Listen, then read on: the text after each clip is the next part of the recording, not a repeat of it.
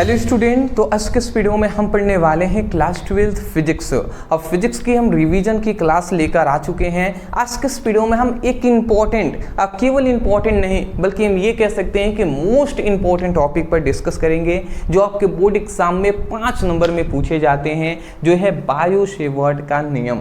तो bio Savart का नियम क्या होता है पूरी तरीके से एक्सप्लेन करेंगे। याद रखेंगे एक वीडियो में ये 5 नंबर आपका कंफर्म हम कराएंगे जी, ठीक है ना। हालांकि आपको पता ही है कि हम अपना चैप्टर 4 का रिवीजन करा रहे हैं, इंपॉर्टेंट टॉपिक का, गतिमान आवेश तथा चुंबकत्व चैप्टर 4। तो चलिए इस चैप्टर का हम रिवीजन चला रहे हैं। तो सुबह में आप रिवीजन करिए, शाम को आपको आगे जो सिलेबस है उसकी 1-1 घंटे की क्लास शाम को 7 बजे चल ही रही है, तो अच्छे तरीके से पढ़ाई कीजिएगा। चलिए स्टार्ट करते हैं और बायो सेवर्ट का नियम समझ लेते हैं। चलिए बायो सेवर्ट का नियम यही है, इसी को हम लाप्लास के नियम के नाम से जानते हैं। यही है हमारा VBI। क्या है जी VBI? मैं यहाँ पे साइड में लिख दे रहा हूँ 5 मार्क्स क्वेश्चन, 5 मार्क्स। ये 5 नंबर में पूछे जाने वाले प्रश्न हैं। क्या है बायो सेवर्ट का नियम या लाप्लास का नियम? अब ये क्या होता है तो देखिए मैं आपको स्पष्ट रूप से बता दूं, बायो और सेवर्ट दो वैज्ञानिकों ने मिलकर, एक का नाम है बायो, एक का नाम है सेवर्ट। तो बायो और सेवर्ट दो वैज्ञानिकों ने मिलकर एक प्रयोग किया और उस प्रयोग में इन्होंने चुंबकीय क्षेत्र की तीव्रता, इस प्रयोग में उन्होंने चुंबकीय क्षेत्र की तीव्रता के लिए क्या दिया है, सूत्र प्राप्त किया है। समझ रहे हैं? तो बायो और सेवर्ट दो वैज्ञानिकों ने मिलकर एक प्रयोग किया है जिसमें इन्होंने चुंबकीय क्षेत्र की तीव्रता के लिए एक सूत्र प्राप्त किया है। अब वो सूत्र क्या है सब हम जानेंगे जी। चलिए तो यहाँ पे हमने वही बात लिखा है कि बायो तथा सेवर्ट दो वैज्ञानिकों ने मिलकर एक प्रयोग करके किसी धारावाही चालक पर उत्पन्न चुंबकीय क्षेत्र की तीव्रता के लिए सूत्र दिया है। मतलब कोई चालक तार है, उसमें धारा, विद्युत धारा प्रवाहित है, तो उसके लिए चुंबकीय क्षेत्र की तीव्रता के लिए इन्होंने सूत्र दिया है। मतलब एक चालक तार है, अब इसमें हमने धारा प्रवाहित कर दिया है, तो ऑस्टेड ने हमें ये बताया था कि इसके चारों ओर चुंबकीय क्षेत्र उत्पन्न हुआ। तो ये बायो सेवर्ट के अनुसार ये हमें बताया गया कि मान लेते हैं चुंबकीय क्षेत्र उत्पन्न हो रहा है, पर पार्टिकुलर बिंदु, मान लेते हैं इस बिंदु पर चुंबकीय क्षेत्र कितना है, ये कैसे हमें पता चलेगा? तो ये बायो सेवर्ट के नियम से ही हमें पता चलेगा। तो बायो सेवर्ट ने हमें क्या बताया? बायो सेवर्ट ने एक प्रयोग किया जिसमें इन्होंने ये हमें बताया कि किसी धारावाही चालक के कारण उत्पन्न चुंबकीय क्षेत्र की तीव्रता के लिए सूत्र दिया गया है। ठीक है ना? तो मैं आशा करता हूं कि आपको समझ में आ गई होंगी। अब समझिएगा। चलिए तो इतनी बात आप समझ के होंगे। अब यहाँ पे एक चीज है, अब इस नियम के अनुसार हमें क्या बातें बताई गई वो हम यहाँ पे लिखे हुए हैं, बट परेशान नहीं होंगे, हम इसको रटवाएंगे नहीं, याद करा देंगे। ठीक है ना? आप उसके लिए परेशान ना हो। एक मैं फिगर बना रहा हूँ, मैं सोच रहा हूँ कहाँ पे बना दूँ। एक फिगर में बना रहा हूँ, उसको आप ध्यान से समझ जाइएगा, समझ जाएंगे तो याद हो जाएगा। मैं यहीं पे छोटा करके थोड़ा सा बना देता हूँ। सपोज डेट ये एक चालक है, ये अनंत लंबाई का एक चालक है, ठीक है, जो है कैपिटल L। मैं यहाँ पे लिख दे रहा हूँ ये कैपिटल L अनंत लंबाई का चालक तार है। ठीक है ना? L नहीं भी लिखेंगे तो चलेगा। ये अनंत लंबाई की चालक तार है जो है L। ठीक है ना? अब इसमें I धारा प्रवाहित है, इसमें कितना I धारा प्रवाहित है। अब इसमें I धारा प्रवाहित है तो इसके चारों ओर चुंबकीय क्षेत्र उत्पन्न होगा। अब इसका हम, इस चालक तार अनंत लंबाई की है तो इसमें हम अल्पांश लंबाई ले लेते हैं। अल्पांश लंबाई ये हमने ले लिया DL, मतलब इस चालक तार की एक छोटी हमने लंबाई ले ली है, इतना ही। एक बड़ा सा पेन है ना, तो इसका हमने छोटा सा भाग ले लिया कि इतना का ही हमें पता करना है। तो ये अल्पांश लंबाई है DL। अल्पांश लंबाई जो है यहाँ पे एक बिंदु O है, इस बिंदु O से R दूरी पर, इस बिंदु O से R दूरी पर हमें इस बिंदु P पर, R दूरी पर एक बिंदु P है और इसी बिंदु P पर हमें पता करना है कि चुंबकीय क्षेत्र, इसी बिंदु P पर हमें पता करना है कि चुंबकीय क्षेत्र की तीव्रता का मान कितना होगा। बात समझ में आ रहा है हम क्या कह रहे हैं? यहाँ पे हम ये कह रहे हैं कि एक अनंत लंबाई की चालक तार है जिसमें I धारा प्रवाहित है। ठीक है ना। अब इस चालक तार का एक छोटा सा हिस्सा हमने ले लिया, एक छोटा अल्पांश लंबाई ले लिया।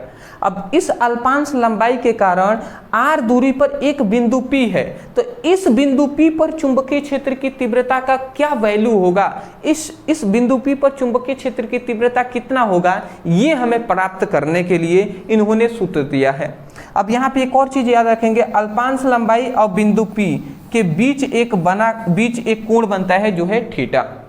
तो सबसे पहली बात इन्होंने ये हमें बताया, मतलब बायो सेवर्ट के नियम में हमें चार बातें यहाँ पे बताई गई हैं और चारों नियम को हमें एक एक करके लिखा हुआ है। सबसे पहली बात इन्होंने ये बताया कि ये जो अल्पांश लंबाई है जो है dl, तो इस अल्पांश लंबाई के कारण बिंदु P पर उत्पन्न चुंबकीय क्षेत्र की जो तीव्रता है वो इस चालक में प्रवाहित धारा के समानुपाती होता है। मतलब समझ में आया, मतलब इन्होंने ये बताया कि ये अल्पांश लंबाई है, तो अल्पांश लंबाई के कारण बिंदु P पर उत्पन्न चुंबकीय क्षेत्र की तीव्रता अल्पांश लंबाई में प्रवाहित धारा, मतलब प्रवाहित धारा के क्या होता है, समानुपाती होता है। तो बताइए पहला आपको नियम ये याद हुआ या नहीं, पहला याद हो गया।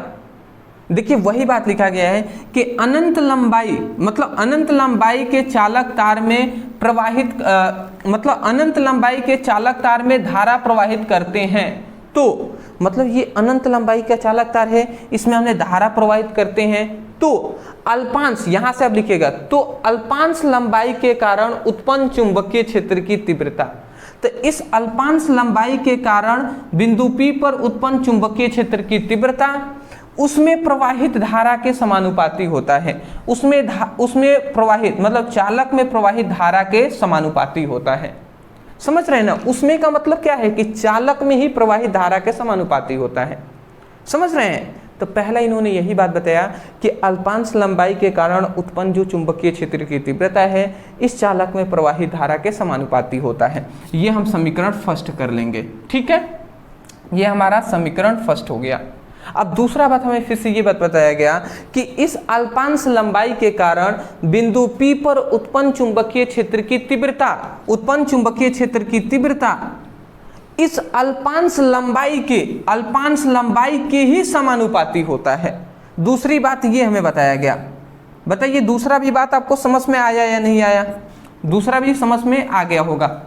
हमने क्या बताया? हमने यही कहा कि अल्पांश लंबाई के कारण बिंदु P पर उत्पन्न चुंबकीय क्षेत्र की तीव्रता अल्पांश लंबाई के ही समानुपाती होता है। यही बात लिखा गया है, अल्पांश लंबाई के कारण उत्पन्न चुंबकीय क्षेत्र की तीव्रता अल्पांश लंबाई के ही समानुपाती होता है। ठीक है, तो दो आपने समझ लिया। तीसरा हमें ये बात बताया गया कि इस अल्पांश लंबाई के कारण बिंदु P पर उत्पन्न चुंबकीय क्षेत्र की जो तीव्रता होती है वो अल्पांश लंबाई और बिंदु P के बीच बने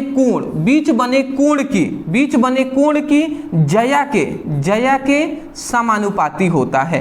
क्या होता है? समानुपाती होता है। तो ये हमें बातें बताई गई जी। आशा करता हूं आप समझ के होंगे। देखिए इसको थीटा को कोण कहते हैं और साइन को जया कहते हैं जब परिभाषा में हम बोलते हैं नॉर्मल। तो हम यही कह रहे हैं। देखिए इतनी लाइन सभी में लिखना है। ये जो लाइन है ना, ये अल्पांश लंबाई के कारण उत्पन्न चुंबकीय क्षेत्र की तीव्रता, ये इसमें भी लिखना है, इसमें भी सभी में लिखना है। तो अल्पांश लंबाई के कारण देख रहे हैं कि उत्पन्न चुंबकीय क्षेत्र की जो तीव्रता है वो अल्पांश लंबाई और बिंदु P के बीच बने कोण की जया के समानुपाती होता है। ठीक है। और चौथा हमारा नियम, तीन आपने समझ लिया। चौथा हमारा फिर से नियम ये कहता है कि इस अल्पांश लंबाई के कारण बिंदु P पर उत्पन्न चुंबकीय क्षेत्र की जो तीव्रता होती है वो अल्पांश लंबाई और बिंदु P के बीच के दूरी के वर्ग के व्युत्क्रमानुपाती होता है। देख लीजिए ये व्युत्क्रमानुपाती हो गया। देखिए समानुपाती में इक्वल की तरह रहेगा और व्युत्क्रमानुपाती में 1/, के नीचे रहेगा। तो ये हमने यही कहा कि अल्पांश लंबाई के कारण उत्पन्न चुंबकीय क्षेत्र की तीव्रता अल्पांश लंबाई और बिंदु P के बीच की दूरी के वर्ग के व्युत्क्रमानुपाती होता है। तो ये हमने समीकरण इसको 4 कर लिया, ये हमारा 3 है। तो ये हमें 4 समीकरण मिले जी। अब हम कुछ नहीं करेंगे, हम क्या करेंगे तब हम लिखेंगे तब समीकरण फर्स्ट, सेकेंड, थर्ड एवं फोर्थ को मिलाने पर, अब हम इन सभी को अगर हम गुणा आपस में करा देते हैं, अगर समीकरण फर्स्ट, सेकेंड, थर्ड, फोर्थ को आपस में गुणा करा देते हैं, तो ये देखिए अल्पांश लंबाई के कारण उत्पन्न चुंबकीय क्षेत्र की तीव्रता है। तो ये तो हमारा चुंबकीय क्षेत्र की जो तीव्रता है ये तीव्रता ही रहेगा। और ये सभी ना आपस में हम मिलाएंगे तो ये सभी गुणा में आ जाएंगे। तो गुणा में कैसे आएंगे? समानुपाती है तो समानुपाती लगा दिया। अब आई डी एल साइन थीटा, तो ये हमारा हो जाएगा आई डी एल साइन थीटा। अब बाई क्या हो जाएगा? बाई आर स्क्वायर है तो ये हमारा आर स्क्वायर हो गया। तो ये हमारा सबसे पहले तो ये हमें ये मिलता है। अब इसी को जब अब हम इस समानुपाती के चिन्ह को हटाते हैं तो यहाँ पर जब इस समानुपाती के चिन्ह को हटाते हैं ना, तो यहाँ पे याद रखेंगे, ये हमें इसको याद रखेंगे, ये ऊपर वाला हिस्सा है। तो जब हम समानुपाती के चिन्ह को ये हटाते हैं तो यहाँ पे क्या आता है? यहाँ पे डी बी इक्वल टू समानुपाती का चिन्ह हटता है, इक्वल का चिन्ह आता है, तो म्यू नॉट बाई 4 पाई। अब फिर से I D L sine theta by R square होता है। तो ये हमारा अंतिम क्या है? ये हमारा अंतिम फॉर्मूला आ जाता है। ये हमारा अंतिम फॉर्मूला आ गया बायो सेवर्ट के नियम का, जो है D B equal to mu naught by 4 pi I D L sine theta by R square. तो इसको आप याद रखेंगे, जहाँ पर म्यू नॉट बाई 4 पाई यहाँ पे याद रखेंगे, साइड में आप लिख लीजिएगा, नीचे जगह नहीं है। म्यू नॉट बाई 4 पाई का मान कितना होता है? म्यू नॉट बाई 4 पाई का मान होता है 1/9 इंटू 10 टू द पावर 9 होता है, ठीक है ना। तो म्यू नॉट बाई 4 पाई का मान होता है 9 इंटू 10 टू द पावर 9 ना, ये 1 अपार के पावर में नहीं होगा ना, 9 इंटू 10 टू द पावर 9 होता है, ठीक है।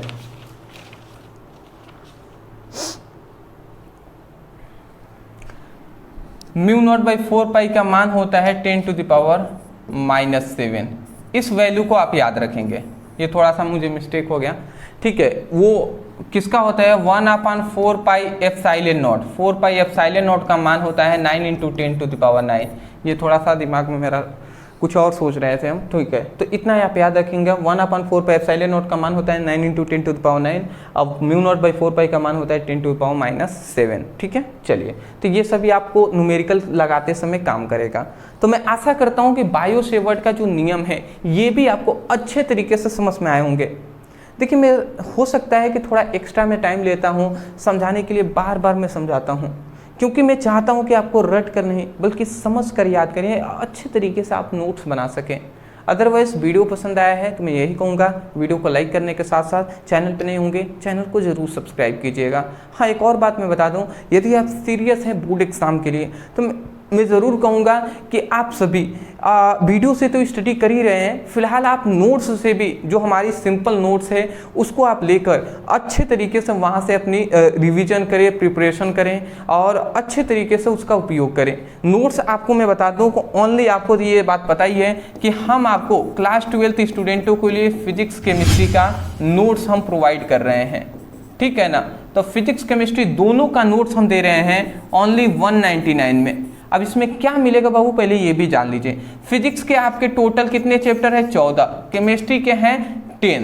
तो ये टोटल कितने हो गए? 24 चैप्टर हो रहे हैं। अब इन 24 चैप्टरों का आपको फुल नोट्स हम दे रहे हैं, मतलब इन 24 चैप्टरों का हम फुल आपको नोट्स दे रहे हैं।